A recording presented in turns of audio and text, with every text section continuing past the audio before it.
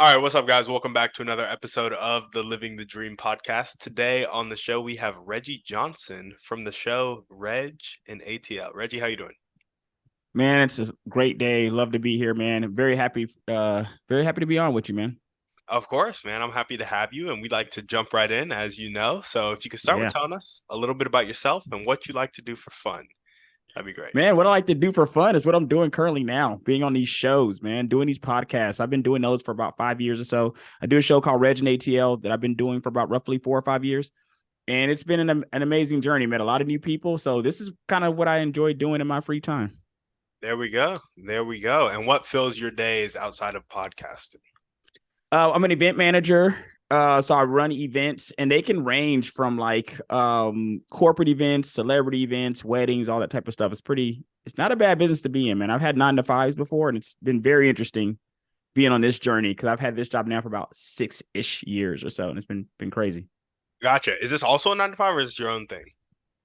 It's no, it's a 9 to 5. I guess in a sense, because it's not really a 9 to 5 traditionally. Like I kind of choose the events I want to work. I feel like Tim, I've been on a semi-retired life for the last 6 or 7 years because it's the kind of situation where you can choose your events. And I've had 9 to 5 jobs before, and I definitely wasn't able to choose my days. They I wanted got me there 9 to 5, 5 days you. a week. I got you. So you still got that flexible schedule being an event. Yeah, man, I love it. I'm a work-life balance guy, man. I gotta have it. There we go. There we go. Well, tell us a bit more about your motivation. What really gets you up and keeps you going every day?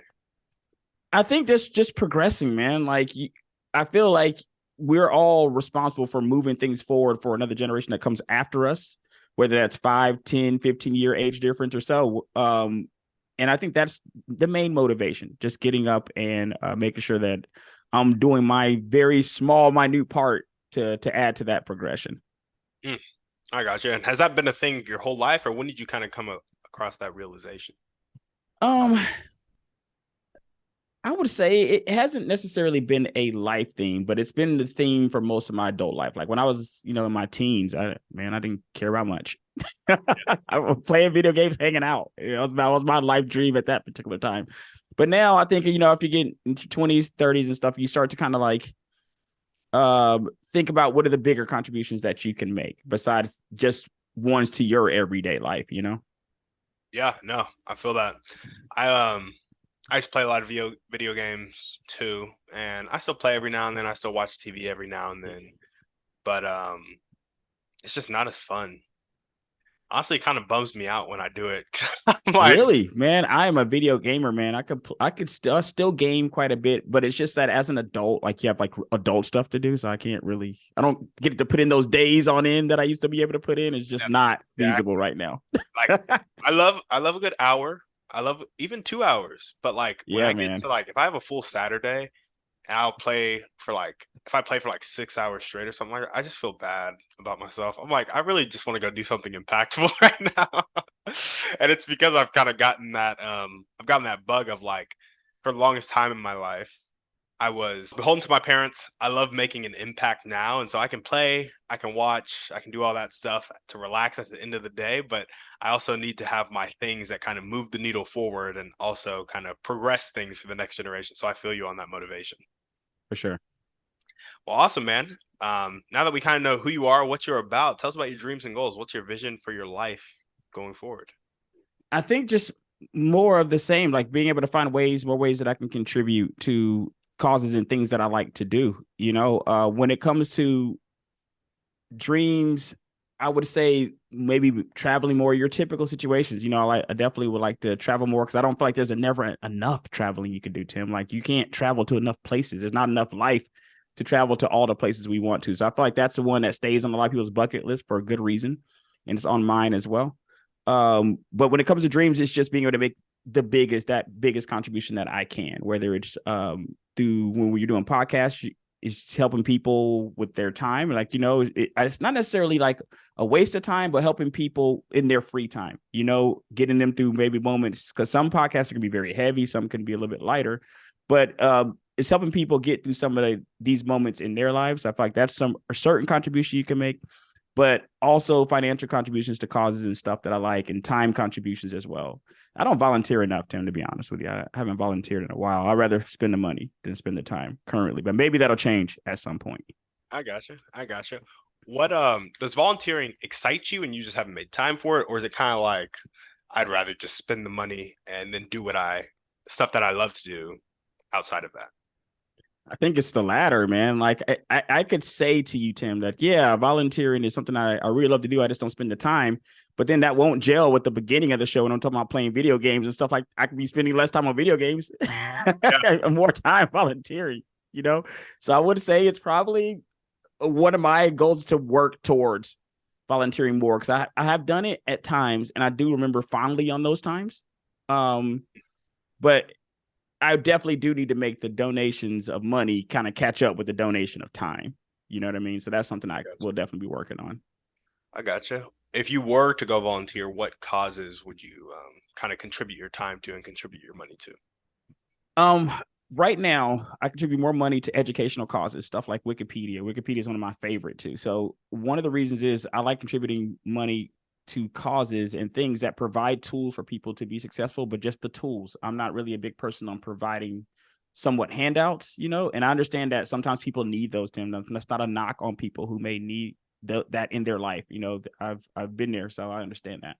But I thing I like about Wikipedia, it's free and we could all get on there. And it's kind of like an encyclopedia set back in the day for people who might remember what those were. Those were actually like books that people used to have in their house. Sounds crazy now, but people used to have these encyclopedias in their house, a set of books that gave them all this knowledge. But those things were expensive, man. Some of those things you had to get payment plans for. Some of those were like hundreds of dollars to have a set of encyclopedias in your house. So if you're privileged enough to have books in your house, you knew more, you know? Yeah, Other people have to go to the library and stuff like that to seek that stuff out. I feel that Wikipedia kind of evens it out. And that's not just Wikipedia, that's just the example I'm using, but something like that, though, that provides knowledge to the masses for very low barrier of entry. I gotcha. I gotcha. Okay, so we got find more ways to contribute to causes and things that you want to do, travel more, and then just financial and time contributions to causes that you like, which is kind of Yes. echoing the first point. Are there any other dreams or goals that you want to chat about before we move on? Um, I think those are the ones I'm working on for now, but life's ever changing, Tim. If we were to do this show again in about a year or two, I'm pretty sure I would have a couple more added to that. You know, those Yeah, just my current dreams right now. yeah, I gotcha. I gotcha. Just curious, if you could do one thing in your life and you knew you wouldn't fail, what would that one thing be? Um, Which that wasn't providing that more. wasn't on the scripted list, so It isn't. It isn't. So this one I got to come off the top. We're gonna freestyle this answer. Providing, I think more because I had so when I had a computer store a while back, years back. Um, one of the things I loved doing in that store was we were selling used refurbished computers, but we can get computers into people's houses, that kind of technology into people's houses for very low price. If I could mass produce that and just getting that technology and things into people's houses, even if it's just providing something like bandwidth and internet for everybody, something like that. If I knew that that was possible, um, then I would probably, if I could snap my finger and do that, then that's definitely something I would do because you'd be surprised, Tim. There's still a lot of people don't even have basic like broadband internet, something that some people have enjoyed for like 20 years or so, you know? yeah, for sure, for sure. And so, is it specifically computer tech or is it any type of tech? Um, Computer tech, I lean more so because I feel like that is that leads to being able to do any kind of work if you have work. Because think about all the people that had to go to like Zoom and stuff like that. Some people were not equipped to make that change during the pandemic, and so that's I feel like a computer lets you do different things, whether it's just get on an internet, whether it's for productivity, stuff of that nature. So I probably want to put that into as many homes, if not all homes, if I could. I got you. There we go. I love it. And what are the top 1 to 2 skills that are required for you to develop right now to make your dreams come true? So that's traveling more and contributing more. Man, a good skill would be having more time, man. If I could develop more time, a more time skill, Yeah, maybe better time management, Tim. Like in relation to that, right? Maybe better time management versus having just because we can't create more days, more hours in a day. yeah, So I would say maybe better time management, and then having consistent follow through on that time management. So it would be probably the second one piggybacking off the first, better time management, and then committing to that time management, whatever method I went on improving that.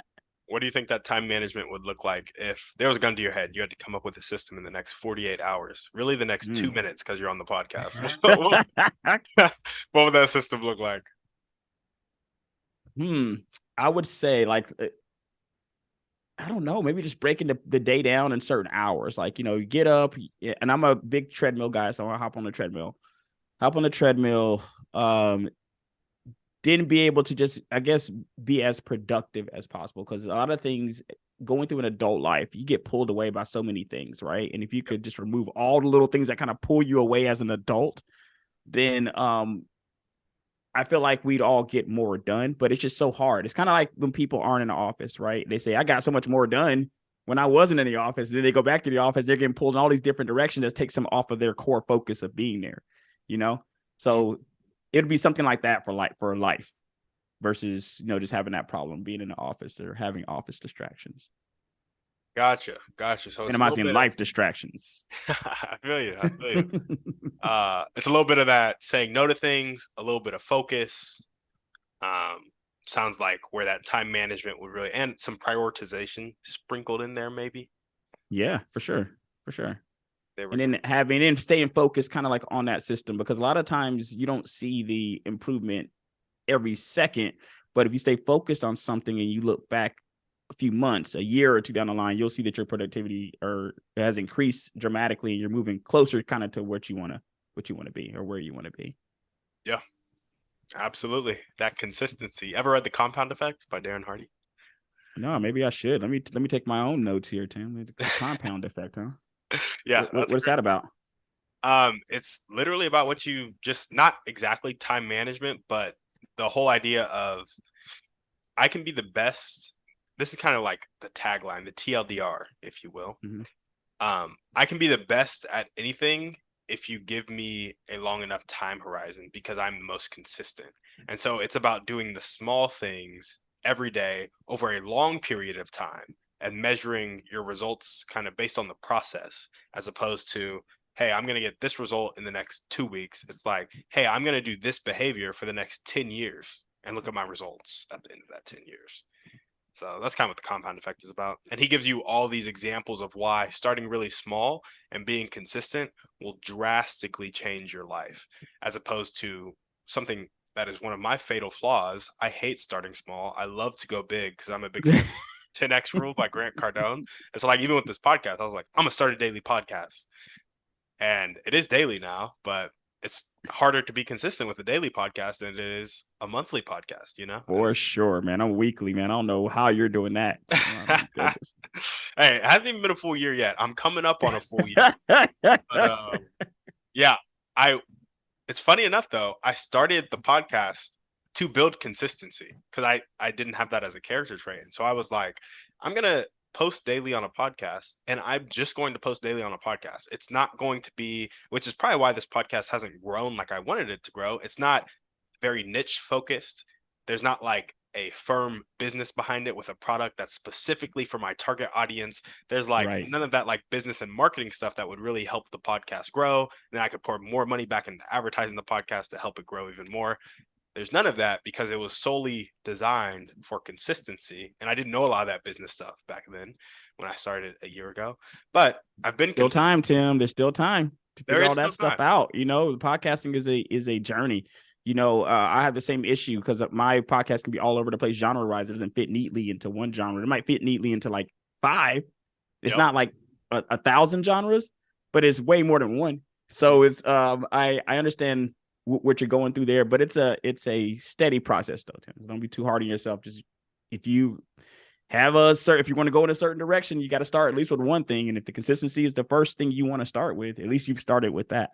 Exactly. And yeah, that's kind of, I appreciate that comment about not being too hard on yourself, because if you can't tell, I kind of am. But yeah, that consistency was key with the podcast. And that's kind of how I've stopped being so hard on myself. I was like, you started this about a year ago. You got serious about it about a year ago, and your goal was consistency. and you've accomplished that goal. So set goals in accordance with what you actually want, and you'll accomplish those too. For sure. But that is what I actually wanted at the time. But all that to say, The Compound Effect is a good book. Awesome. Well, what are the highest impact daily actions that you can take right now to tick the needle forward towards your dreams and goals of traveling more and contributing to society more? I think that's just the prioritization. I think, and just figuring out in baby steps. You don't have to like rehaul your whole schedule from a productivity standpoint. But if you could start with baby steps, like, hey, I'm gonna at least do this during this part of the day, doing this part of the day, doing this, do this part of the day, and you start with 2 or 3 things, and maybe it's at least moving me in the right direction of what I need to be, what I need to be thinking about at a certain time of day. And I've kind of started that a little bit with just getting up, getting on the treadmill and stuff like that, and my workout kind of regimen, which you would think would be easy. It's been very difficult throughout the years to keep that consistent. But it's been consistent this year though. So that's one thing. And then I kind of have my time where I do need time every day because I do read a lot. And I will typically take an hour or two, just kind of consume news, whether it's gossip type news or whether it's political finance news and stuff like that. And I do have different parts of days for that. So maybe it's just moving a few things around. Maybe I already do it to a certain degree, but need to tweak them a little bit, you know? I got you. I got you. So kind of back to the prioritization and time management. It's just the act of actually sitting down, whether it be at night or the day, and like, this is one thing I'm going to prioritize type of vibe. Right. Formalizing it, so to speak. There we go. There we go. And this might be a little redundant, but I'm going to ask it anyway. What character trait do you most need to develop right now to make your dreams come true? Maybe that resilience to sticking to a schedule. I think that my work-life balance situation and the fact that, and it's been pretty great, to be honest with you. Yeah. But because you can just kind of do what you want to a certain degree, you know what I mean? Yep. So that type of freedom, maybe I'm more resistant to that type of change, only because I have so much freedom that I'm like, I feel like then I'm giving up a portion of my freedom, committing to this act every single day. But then you're gonna have to commit to something to move yourself in the direction that you want to go. So maybe it's just that. Maybe it's just There we go. That resilience to sticking to a schedule. Mm-hmm. That Compound Effect. You got to read that book. Yeah, man. I've already got it bookmarked, my friend. I was doing it while you were talking. There we go. There we go. I love it. All right. If there were 1 or 2 people that you could meet right now, and this could be a specific person or a type of person, and they'd really help you take that next step towards your dreams and goals, who would they be and how would they do it? Oh, that's interesting, man. 1 or 2 people. I said, are we talking dead or alive? I guess it would have to be alive to give me like advice and stuff like that. Ideally alive, but they could be dead, and it could be somebody who like embodies their thoughts and beliefs and could communicate that to you. Like, it could be that type of thing too. But when I ask this question, the goal is to like be able to introduce you to that person. And so alive would be great. Okay. I don't know if there's like one person. I don't know if there is. There's not really. I'm a big fan of doing things. I'm a big fan of things that people do, but not necessarily itching to be a specific person, if that makes sense. And I'm going to use Obama here as an example because I love Obama. One of the or the first Black president, and the experience and all that stuff that kind of led him there would be an interesting conversation. That being said, though, Tim, I'm not necessarily waiting outside anywhere where he's at to meet him, if that makes sense. You know what I mean? I'm not like itching to have that conversation. I'd read his books. I would listen to kind of his thoughts on things. People like him, even people like Dick Gregory, like I read some Dick Gregory books. These are people that I love their insight on things. I love their perspective on things, but don't necessarily know how much I would want to have a direct conversation with them. If that makes sense. I got you. But I guess those would be my people if I had a chance. If Obama was at my door, I'm not turning that down. I'm not talking to him through the Ring doorbell, telling him to get out of here or anything. I'm gonna definitely have a conversation. Shows up, but I don't know if I would go out of my way to have it. I got you. That's interesting, and I say that's so interesting because it's honest in the sense that a lot of people are like, yeah, I want to talk to Oprah, I want to talk to Obama, I want to talk to Michelle, I want to talk to they just have all these famous people. But I found that like this is something I found with networking um a like about a year ago.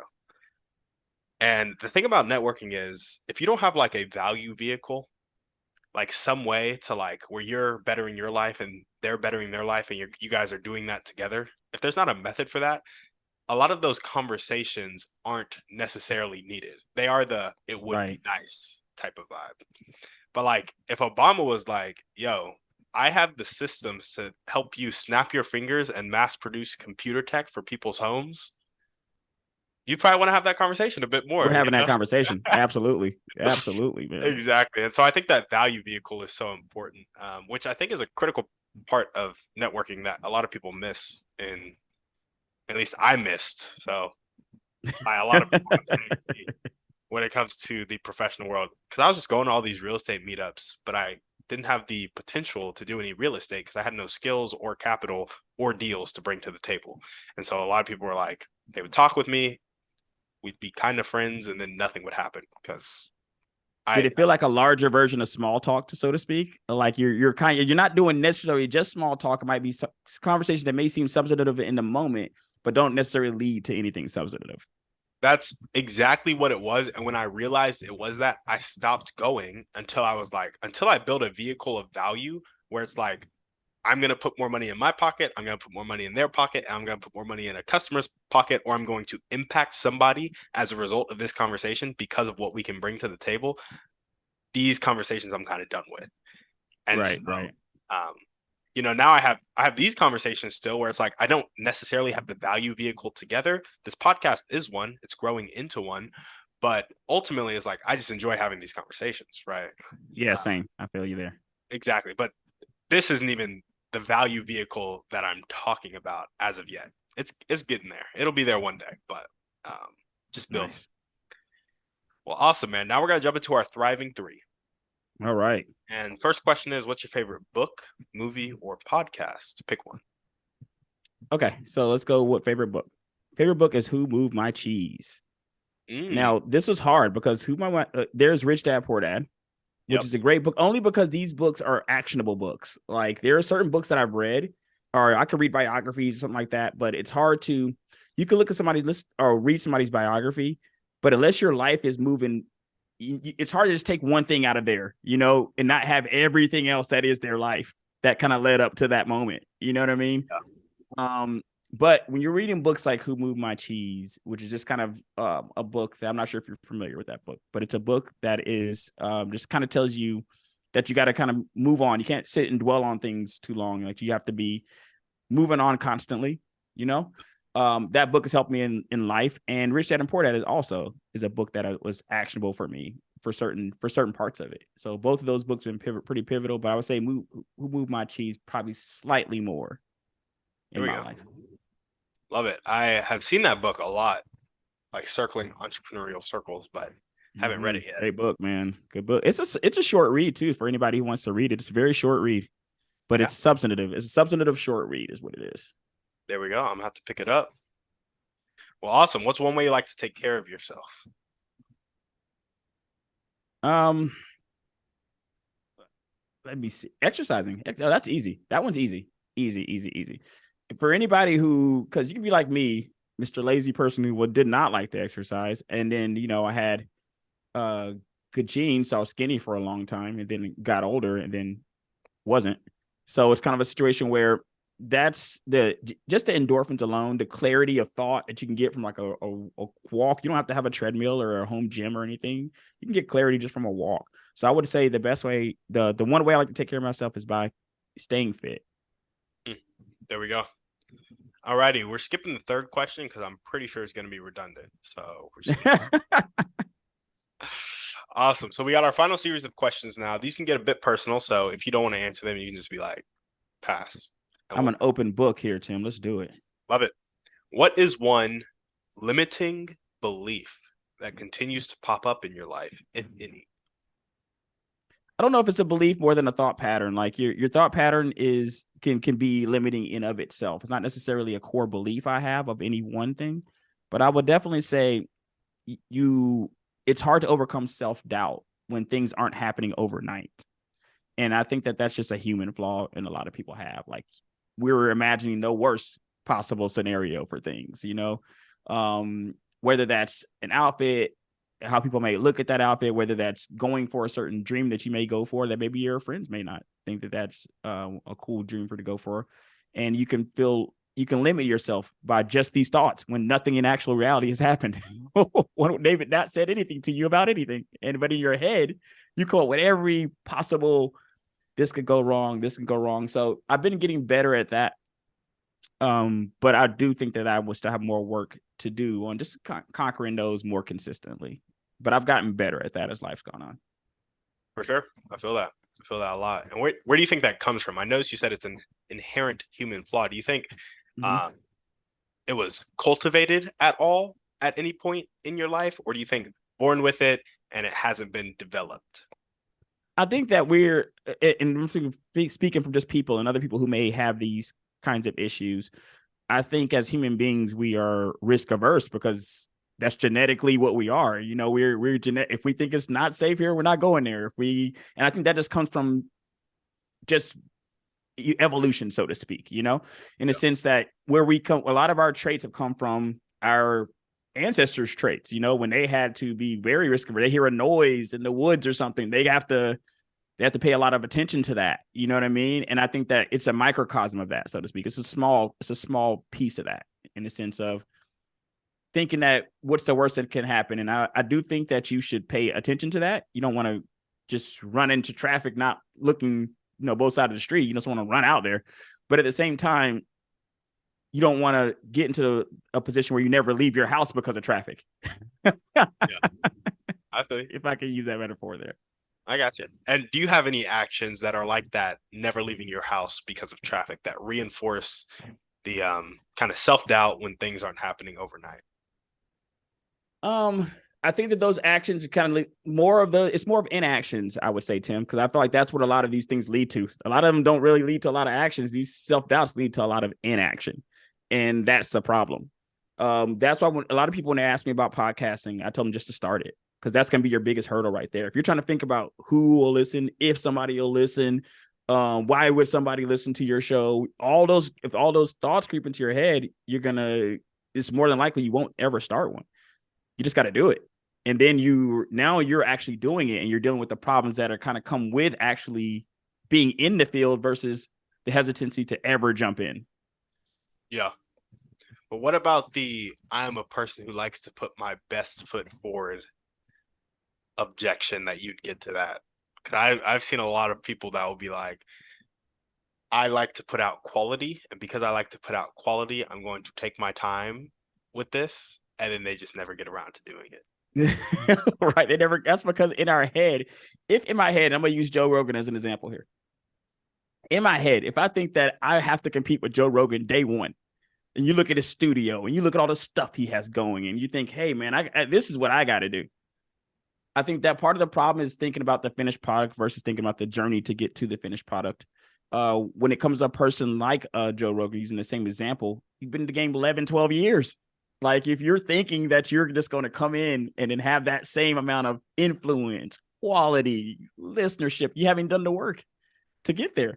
And that's part of the grind. If we just think that, hey, I want to put out the best quality, some of the best quality, Tim, is coming from some of these studios where they're putting like millions of dollars into this stuff. And that's just not something I would recommend somebody waiting to have that kind of studio presence before they ever start a show. Yeah. Because you're never going to start a show if you're looking to be that way out the gate. There's when I started, I had a random mic that a friend had gotten from a studio that he used to work at. It was a very patched together type situation. And as time has gone on, it's gotten better and better and better. But you have to just start. You just got to start, Hey, this is a $20 headset. Yeah, you just got to start. You can still hear on it, right? And it's not going to affect your viewership or your listenership. So I feel like a lot of times, you just got to get over that, because we all want. Does anybody ever say I want the worst quality start? Whoever starts anything with that conversation? Yeah, no, absolutely. I feel that. That was good. I appreciate that. Well, if you were to change that limiting belief of self-doubt when things aren't happening overnight into kind of an abundant phrase that would really speak to your heart, what would that phrase be? I think I just said it. It's just do it. Mm. Just do it, man. Life's too short.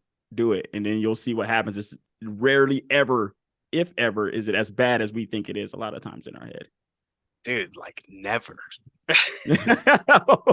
Like it's literally never as bad. Like even like cold calling or just like you get on a cold call, somebody cusses you out, you might feel a little bad for like 2 minutes, but then you're like, that person is literally, they don't even remember my name. Like they have no idea exactly. that they just talked to me how they talked to me, and they wouldn't have done that if they were to my face. And if they were to do that, if they were in my face, that just means they are like hurting like intensely, and we should extend them some compassion and probably not talk to them until they're better. But we should extend them some compassion. And I just that just do it because things will not be as bad as you think they will be. Like 90% of the stuff that we worry about never happens. And I think Does that's not have, it happens in our head and not in reality, man. yep, It's very funny. You know what? One thing that I think that people that should help people in this is that when you're going out and you feel like people are reacting to you, and or people are going to react to you in your head, not necessarily going out, but in your head, if you feel like people are going to give you such a reaction, one of the good things to remember is that people aren't seeing you at all. A lot of times, people are worried about themselves. People got their own lives, their own things to deal with.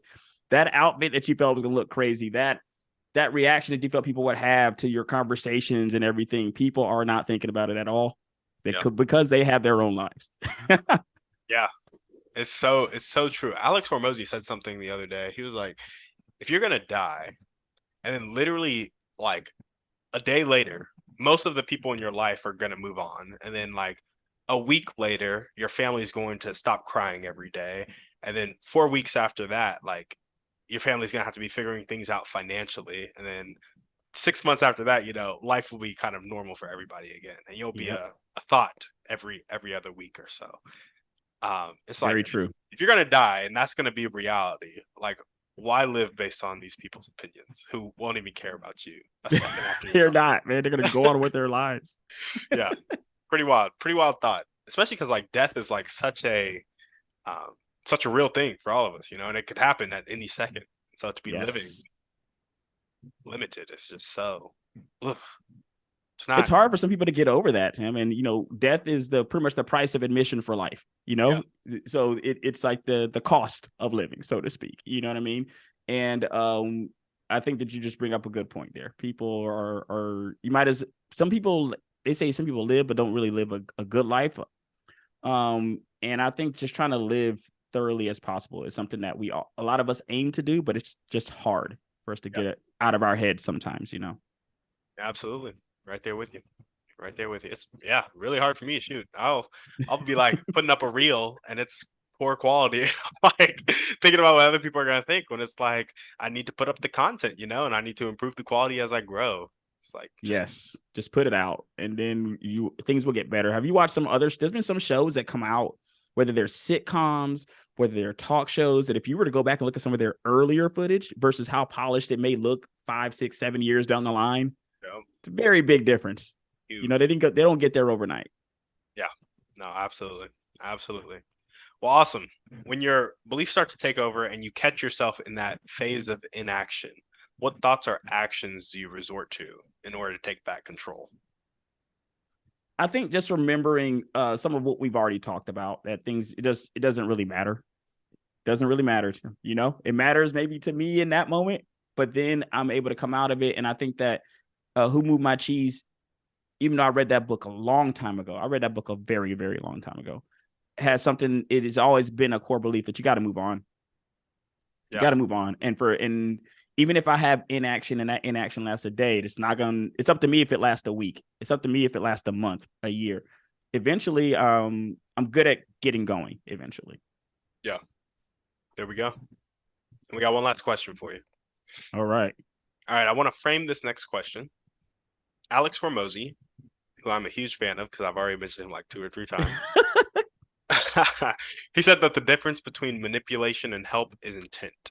And I think his point here is that you're influencing people in both situations, but manipulation is about getting somebody to do something you want them to do, while help is about seeking to understand what somebody else wants and helping them get there. This question is about help, not manipulation. So, Mhm. There's a common saying that you can lead a horse to water, but you can't make it drink. I actually found out from Dr. Alan Leica, who was a guest on the show, that you can make it drink. You just have to salt its oats. Now, Interesting. I know, right? Blew my mind. Mhm. I want you to think of a person with a really fixed mindset, not willing to accept help or change. They hate their life.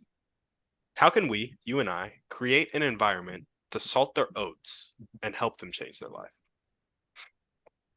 I think it's just incentivizing the change, Mm-hmm. and incentivizing it in a way where that's clear and understandable to them that that's what you're trying to do. Um, in order for you to help people, like, they have to be open to the help. So it starts there, right? It starts with them feeling like you do have that genuine concern for them, and you do have the purest of intentions there, because we live in a world where there's so many people who don't have the purest of intentions that we kind of have to try to weed through who may have the good intentions and who may not. So I think it starts there, and then it starts with just incentivizing them. I've had people with financial issues want to fix their credit or something like that, and but didn't want to take the very first step. So if you're in a situation where this person's close to you, then you can help them take the first step. I can show you the step where now you just press the button, just press the send. I can show you where you need to go to start that journey. And once they've started it, this is a true story. So once they've started that journey, and this is just about credit, but it can kind of apply to a lot of things. Once they started it, they kind of took off on their own because they started to see changes. Yeah. And all I had to do was help them start it. I didn't need to walk the whole journey with them. I just needed to help them, show them what the trajectory could be, and then help them start that trajectory. And they knew that I wasn't here, that it wasn't just a person trying to scam them. You see a lot of those fix your credit for X amount of dollars type situation, when it's a lot more simpler than that. So I feel like it's just incentivizing the change, and then showing that you have the purest of intentions to help them out versus it being something for you. There we go. I love it. Well, Reggie, is there anything else you want to chat about before we sign off? I will say, if I could leave anybody with anything that's lasting, would be going back to that phrase: just do it, guys. If there's anything, because life is just too short, Tim. You just have to do it. You just have to do it. Live life the way that you want to, because a lot of people, even if they are pure-hearted and they're giving you certain advice on things they feel like you maybe shouldn't do, whether it's for a career choice, you have to remember that was the way that their life was. You're two totally different people. So that doesn't necessarily mean that's how yours is going to turn out. It's better to fail. I'd rather fail at trying to live than just live doing nothing, if that makes sense. Yeah, absolutely. Makes perfect sense. It's going to be the title of this podcast: Fail at Trying to Live Rather Than Live Doing Nothing. Yeah, man. I might have to clip that for myself there, man. That one came off the top right there, man. Yeah. All right. Well, thank you for coming on the show. Guys, thank you for watching the show. If you liked what Reggie had to say, you liked his vibe, go check out Reg in Atlanta. All the ways to contact him will be down in the show notes. Yeah. We'll see you on the next one. And on that note, we're out.